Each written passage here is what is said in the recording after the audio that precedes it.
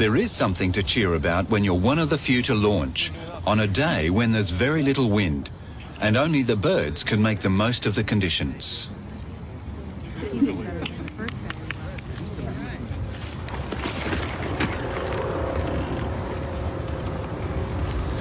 Hang gliding is considered the ultimate flying experience because it's as close as a person gets to flying as free as a bird. Yet today's hang gliders are little more than sophisticated kites. Their portability makes them very convenient, yet their performance is limited largely by the endurance of the pilot and the whims of the weather. And although today's conditions look perfect, there are some thermals out there that hang glider can't fly.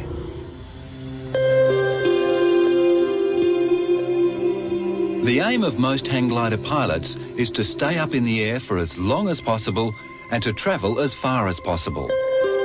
But since foot-launched aviation became a serious sport 20 years ago, these craft have been unable to break through a variety of performance barriers.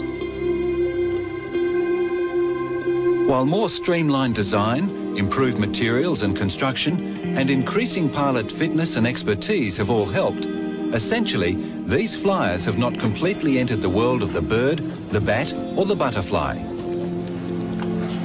So here we move the turbulence separation back a ways. But give a computer to a group of aeronautical buffs from Stanford University, add some numbers to crunch, and it's amazing what they'll come up with. Let's try and... To begin with, a design that looks nothing like a hang glider. And then, a couple of models to flight test the result. Part of the reason for building these was to get an idea for the size of the control surfaces that would be useful in flying the thing, giving good handling qualities. So now I'm not moving the flaps at all, and I can pitch up, and I can pitch down. Despite what it may seem, trying to emulate perfect flight, this is not just a page out of the Boys' Own Annual.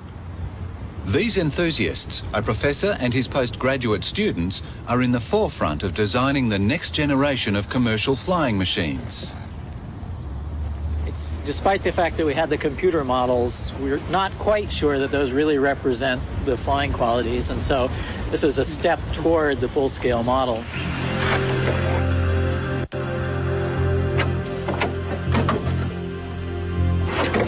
In fact, two full-scale models, almost complete prototypes that leave Leonardo da Vinci and many others far behind. This is test flight day 1, and it doesn't take long to feel that what's been created is quite remarkable. Swift by name, swift by nature. A flying wing, designed to outperform any other sailplane, and cobbled together by a bunch of flyers working day and night with materials far removed from wax and feathers, wires and sailcloth.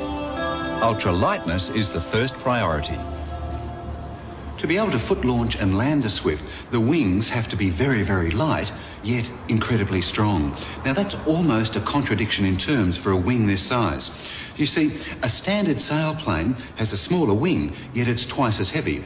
This one weighs about 41 pounds or 18 kilograms. Running its full length is a carbon fibre spar. There's a bit of Kevlar in there. And the skin is very, very thin, about 1.5 millimetres. It's made of a sandwich of Kevlar and polyurethane foam. And it's bonded together with epoxy.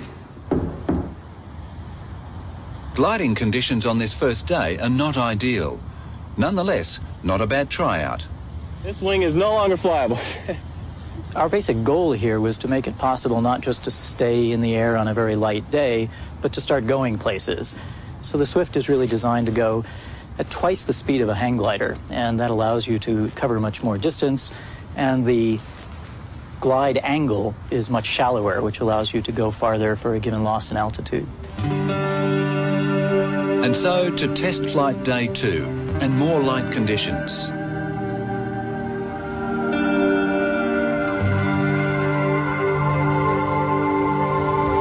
The pilot's main control is with this joystick. It moves the elevons up or down together or independently for turning and for greater speed. But it's the flaps which give the Swift its greatest advantage. They make these wings very efficient over a wide range of speeds. But perhaps most importantly, they allow the craft, when they're pulled down like this, to slow down enough for the pilot to make a pinpoint foot landing. A little cycle coming up. Being able to actually take off today is the major concern. And Swift co-developer Eric Beckman again leads the way. All right.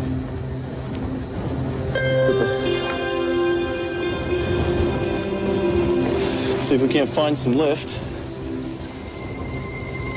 Might be able to lengthen the flight at all if I can find some little bit of thermals.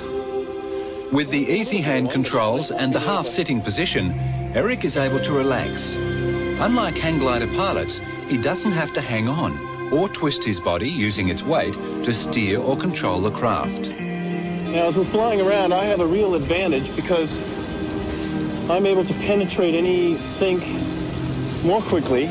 Sink describes the smallest rate of height loss achievable by the glider and occurs at slow flying speeds. But it's the high-speed capability which gives the Swift its biggest advantage, allowing it to get to thermals, the rising bubbles of warmer air that provide lift, which the slower hang gliders can't. We're basically not getting any real lift of any consequence, so.